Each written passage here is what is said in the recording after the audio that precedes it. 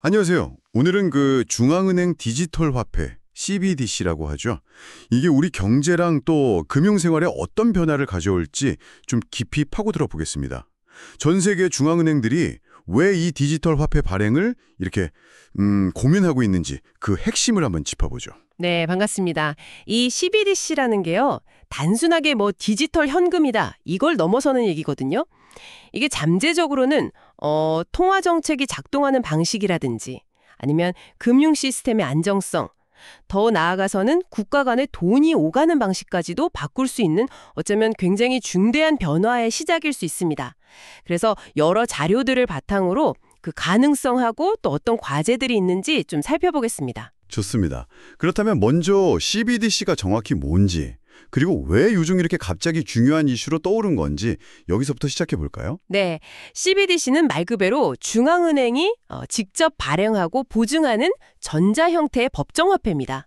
그러니까 여러분이 지금 쓰시는 현금처럼요, 중앙은행에 대한 직접적인 청구권인 셈이죠. 그 가격 변동성이 큰 민간 암호화폐하고는 근본적으로 좀 다릅니다. 아, 중앙은행이 보증한다. 그게 핵심이군요. 근데 왜 지금 이걸 이렇게 다들 연구하는 거죠? 이게 최근 몇 년 사이에 지급결제 기술이 엄청나게 발전했잖아요. 네. 그리고 또 민간 가상자산 시장도 확 커졌고 빅테크 기업들이 스테이블 코인 같은 걸 발행할 수도 있다는 얘기도 나오고요. 이런 것들이 복합적으로 작용하면서 중앙은행들이 이제 통화 시스템의 주도권을 계속 유지해야겠다, 이런 생각을 하게 된 겁니다. 아하, 민간 영역의 움직임에 대한 대응 성격도 있군요. 그렇죠. 그리고 또 코로나19 이후에 비대면 거래 늘고 현금 사용 줄어든 것도 분명 영향이 있고요. 그래서 지금 전 세계 중앙은행들 보면 뭐 10곳 중에 8곳 이상이 CBDC 관련 연구를 하고 있거나 심지어 실험까지 하고 있습니다. 정말 많은 나라들이 관심을 갖고 있네요. 근데 이걸 어떻게 운영하느냐에 따라서 그 영향이 굉장히 다를 것 같은데요. 특히 이자를 주느냐 안 주느냐, 이게 아주 중요한 쟁점이라고 들었습니다. 네, 정확하게 보셨습니다. 기술적으로는 뭐 중앙은행이 직접 다 관리하는 방식도 있고 민간을 통하는 방식도 있지만 사실 안정성이나 공공성 측면에서는 직접 방식이 좀 더 선호될 수 있겠죠. 근데 그것보다 더 중요한 게 바로 말씀하신 이자 지급 여부입니다. 이자가 없는 거랑 있는 거 어떤 차이가 있는 건가요? 먼저 이자가 없는 현금형 CBDC는요, 말 그대로 그냥 디지털 현금처럼 쓰는 거예요. 그래서 주로 결제 편의성을 높이는 데 초점이 맞춰져 있습니다. 뭐 간편 결제 같은 관련 산업 성장에도 기여할 수 있겠고요. 그럼 이자를 주는 CBDC는 어떤 점에서 다른 건가요? 이게 좀 큰 변화를 가져온다는 말씀이시죠? 네, 그렇습니다. 핵심은 이 이자 지급형 CBDC가 통화 정책의 효과를 극대화할 수 있다는 점에 있어요. 통화 정책 효과를 극대화한다. 좀 더 설명해 주시죠. 그러니까 중앙은행이 가게나 기업의 그 디지털 지갑에다가 금리를 직접 조절하는 뭐랄까? 수도꼭지를 다는 효과 같은 거죠. 정책 금리를 바꾸면 그게 훨씬 더 빠르고 직접적으로 사람들한테 전달될 수 있다는 겁니다. 와, 그럼 이론적으로는 마이너스 금리 같은 정책도 더 쉽게 쓸 수 있는 건가요? 네, 이론상으로는 그럴 수 있습니다. 하지만 그건 정말 현금이 거의 사용되지 않는 사회가 되어야 가능한 얘기고요. 아직은 좀 먼 얘기죠. 듣기만 해도 정말 파격적인 변화인데요. 근데 한편으로는 걱정되는 지점도 바로 떠오릅니다. 만약에 사람들이 은행 예금을 다 빼서 안전한 중앙은행 CBDC로 옮기면 그럼 시중은행들은 어떻게 되는 건가요? 바로 그 점. 그게 이제 CBDC 도입에 있어서 가장 큰 우려사항 중 하나입니다. 소위 디지털 뱅크런 가능성이라고 하죠. 디지털 뱅크런이요? 네, 더 안전하다고 생각되는 중앙은행 CBDC로 예금이 대규모로 이동하면 시중은행의 자금 중개 기능, 그러니까 예금을 받아서 대출해주는 역할이 크게 약화될 수 있다는 거죠. 아, 은행들이 대출해줄 돈이 부족해질 수 있겠군요. 맞습니다. 그렇게 되면 대출 여력이 줄어들고 또 은행 입장에서는 자금을 조달하는 비용이 올라갈 수 있겠죠. 결국엔 이게 기업이나 가게의 대출 문턱을 높이거나 이자 부담으로 이어질 수 있는 거고요. 지금 듣고 계신 여러분 중에서도 그럼 내 예금은 괜찮은 건가? 이렇게 생각하실 수도 있겠는데요.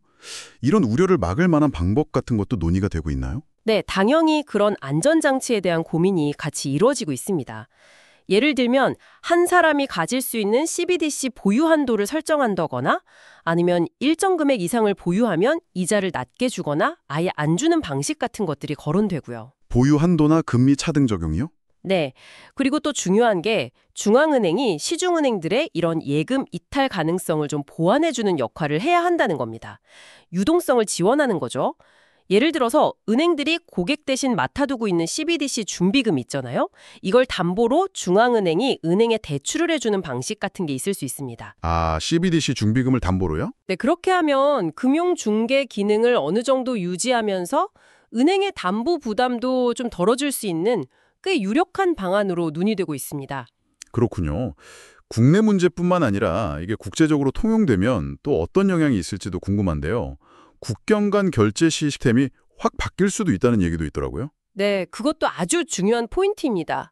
상당한 잠재력이 있어요.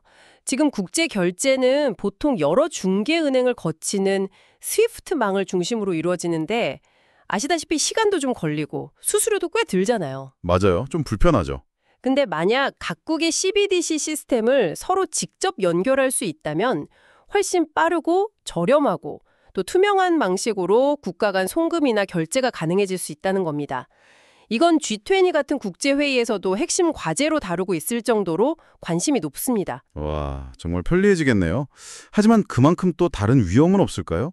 예를 들어서 특정 국가 CBDC, 디지털 달러 같은 게 다른 나라 통화를 잠식해버리는 그런 디지털 달러라이제이션 같은 우려도 나오던데요. 네, 맞습니다. 그것도 중요한 위험 요인입니다.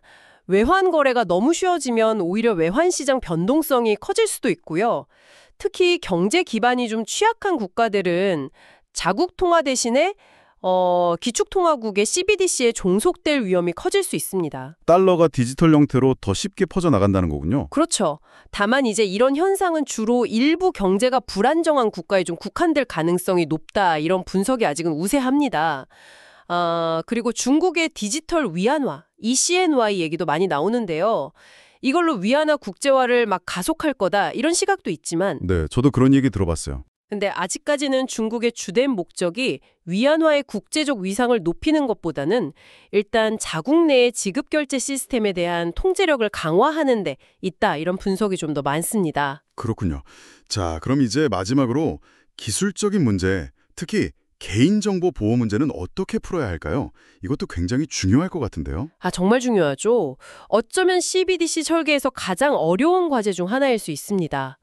모든 거래 기록이 중앙 시스템에 남게 된다면 사실 프라이버시 침해 소지가 클 수밖에 없잖아요. 그렇죠. 누가 내 돈 어디다 썼는지 다 알게 된다면 좀 네. 그래서 거래의 익명성을 어느 정도 보장하면서도 또 자금 세탁이나 불법적인 거래는 막아야 하는 아주 어려운 균형점을 찾아야 합니다. 양립하기 어려운 목표 같은데요. 맞습니다. 그래서 거래 내용은 기록하되 개인을 식별할 수 있는 정보는 암호화해서 보호하는 그런 개인정보보호 강화 기술, PAT 같은 것들이 대안으로 거론되고는 있습니다. 하지만 이런 기술적인 해결책 마련과 더불어서 법적으로나 사회적으로나 명확한 기준과 합의가 반드시 뒷받침되어야 하는 문제입니다. 아직 갈 길이 좀 멀죠? 오늘 쭉 들어보니까 CBDC라는 게 단순히 돈의 형태가 디지털로 바뀐다, 이 정도 차원을 넘어서는 정말 거대한 변화를 예고하는 것 같습니다. 특히 그 이자 지급 여부에 따라서 통화 정책의 작동 방식이나 금융 시스템 전체가 재편될 수 있다는 가능성이 아주 흥미롭네요. 국제 결제 시스템 변화도 그렇고요. 네, 그렇습니다.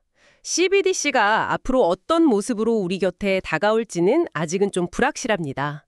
하지만 분명한 건 이게 가져올 잠재적인 편익과 또 동시에 발생할 수 있는 여러 위험 요인들을 아주 정교하게 저울질하면서 신중하게 접근해야 한다는 점입니다.